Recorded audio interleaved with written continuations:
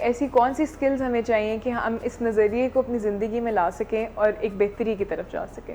جی آپ میں شمائلہ بتانا چاہیں گی کہ کون سی سکلز چاہیے؟ ہم یہاں پر یہ بات کر رہے ہوتے ہیں کہ کچھ ایسے صرف سوچنے سے تو ڈیفینیٹلی سوچ تو ہم سبھی بہت اچھا رہے ہوتے ہیں, ہم سب کو پتہ ہوتا ہے کیا کرنا چاہیے اور کیا نہیں کرنا چاہیے. لیک تو ڈیفینیٹلی عمل پہ آتا ہے کہ جب ہم اس کو عمل نہیں کر پاتے ہیں.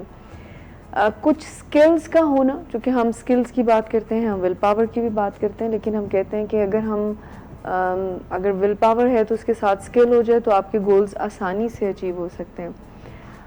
کچھ ایگزیکٹو سکلز ہیں جو آپ کے ان نظریات کو ایگزیکیوٹ کرنے میں بہت ہیلپ کرتی ہیں, جیسے رسپانس انہیبیشن, یعنی ایسی ایبلٹی کا ہونا, ایسی صلاحیت کا ہونا کہ آپ اپنے ہر ایکشن کے کانسیکوینسز یعنی نتائج کو ریویو کر سکیں.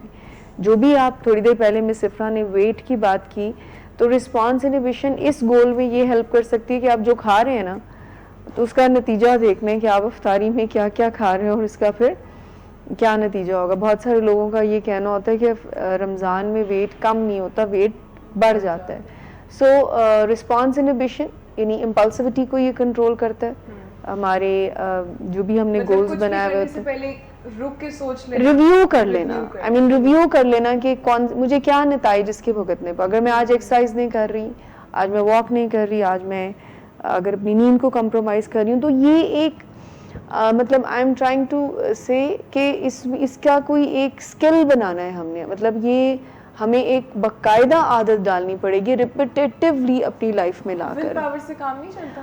ول پاور سے کام چلتا تو میرے خیال میں ہم سب اپنے جو سوچتے وہ کر ہی چکے ہوتے ہیں. اس کا مطلب ہے کہ ول پاور ایک ٹریپ ہے, ایک جھوٹ ہے. مطلب شاید تھوڑا سا وہ اپنا پارٹ پلے کرتی ہو, لیکن زیادہ میرے خیال مطلب اس پہ ٹوٹلی ڈپینڈ کرنا تو بالکل ہی ایک میرے خیال میں آپ اپنے آپ کو دھوکہ دینے والی بات ہے. لیکن اس ول پاور کا ڈیفینیٹلی رول ہے, ہم اس کو مائنس نہیں کر سکتے. لیکن اس کے ساتھ اسکلز, پھر سپورٹ سسٹم, پھر اور بہت ساری چیزیں. اسکلز کے ریفرنس میں بات کر رہی ہوں کہ ایک تو ہم یہ پکی عادت ڈال لیں کہ ہم جو بھی ایکشن کریں اس کو ایک دفعہ اس کے نتائج کو ذہن میں ریویو کر لیں. دوسری بات ایویلویشن کرنا. آپ نے شروع میں ایک بات کی تھی کہ میں دن کو پلان کروں اپنے. سو ایک اگین ایگزیکٹو اسکل ہے جس کو میٹا کوگنیشن کہتے ہیں. اس میں وہ بھی ایک صلاحیت ہے کہ ہم کیسے سیلف انالیسس کرتے ہیں, خود کے بارے میں تجزیہ کرتے ہیں کہ مجھے کیا کرنا ہے, جو میں کر رہا ہوں وہ کیا ہے جو ٹھیک ہے اس کو مجھے کرتے رہنا چاہیے, اور کیا ٹھیک نہیں ہے جس کو مجھے لائف میں نکال دینا چاہیے. تو ہمیں اگر ہم لیڈنگ کا رسپانسبلٹی یا لیڈرشپ کوالٹی اپنے اندر امپروو کرنا چاہتے ہیں, اپنی لائف کو ڈیزائن کرنے کے لیے, اپنی فزیکل اس کو پریکٹیکلی لانے کے لیے, تو اس میں پھر ہم ایویلویٹ کرتے ہیں کہ کون سے میرے سٹیپس ہیں, کون سے ایسے میرے ایکشنز ہیں جو کہ ضرورت نہیں ہے, جو کہ میرے گولز کو اچیو کرنے کے ساتھ میچ نہیں ہوتے ہیں. ٹھیک, تو اس کی بھی ہمیں پرسسٹنٹ پریکٹس کی ضرورت ہے. پھر ایک ایگزیکٹو اسکل ہے جس کو ہم گول ڈائریکٹڈ پرسسٹنس کہتے ہیں, because we are talking about goals, task, daily activity.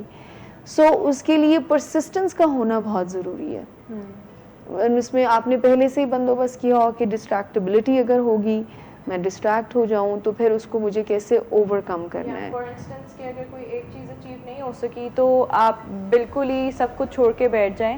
Instead of آپ کے پاس پلان بیز بھی ہونے چاہیے. موسٹلی آپ نے دیکھا ہوگا کہ اگر ایجوکیشنل لحاظ سے اگر آپ نے سوچا ہوا ہے کہ جی میں نے پری میڈیکل کیا یا میں نے ڈاکٹر بننا ہے, آپ کے پری میڈیکل میں مارکس اتنے اچھے نہیں آئے, آپ کسی اچھے میڈیکل کالج میں نہیں جا سکے, اس کے بعد اکثر بچے جو ہیں وہ جو بھی فیلڈ کوئی اور چوز کرتے ہیں اس میں سیٹل ہی نہیں ہو سکتے. تو جو ایک ٹائم پہ ہائی اچیورز ہوتے ہیں وہ پھر آگے یونیورسٹی میں کسی اور فیلڈ میں جا کے بالکل لو اچیورز بن جاتے ہیں, بیکاز وہ اتنا ڈسٹرب ہو جاتے ہیں کہ انہوں نے ایک چیز طے کی ہوتی ہے کہ بس یہ ہوگا, اور اس کے بعد انہوں نے کوئی پلانز ہی نہیں مزید اپنے سیکنڈ بھی رکھے ہوتے ہیں.